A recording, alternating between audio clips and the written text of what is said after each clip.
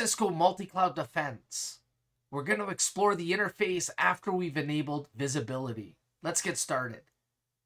We're in Cisco Multicloud Defense interface here, and we can see three cloud accounts, AWS, Azure, and Google. We've got account resources like VPCs and VNets and subnets, and top ports with malicious traffic.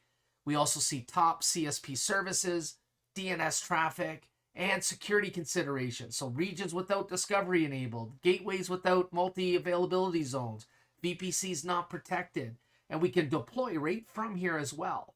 You've got VPCs with malicious traffic being identified, gateway statuses, and as we scroll back up, we go to discovery and hit topology.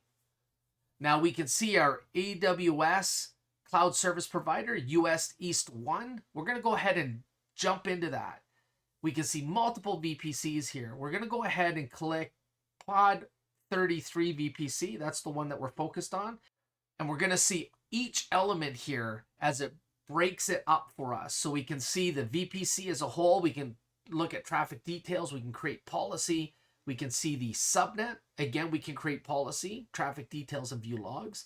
And we can see the instance itself. This instance is connecting to known malicious IP, is recommended to create and attach a security policy to it. And we can start seeing some of the countries that it is communicating with. We can see IP addresses, FQDNs if it's available, service, and port.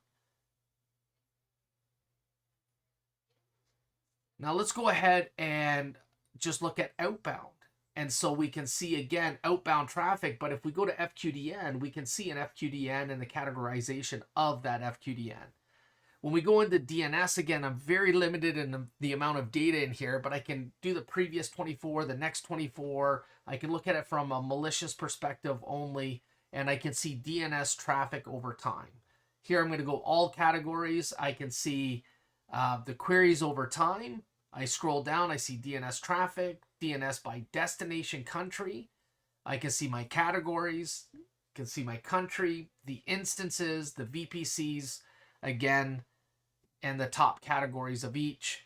Top FQDNs, top CSP service providers, and I can scroll into AWS, GCP, or Azure, or whatever cloud service provider I might have.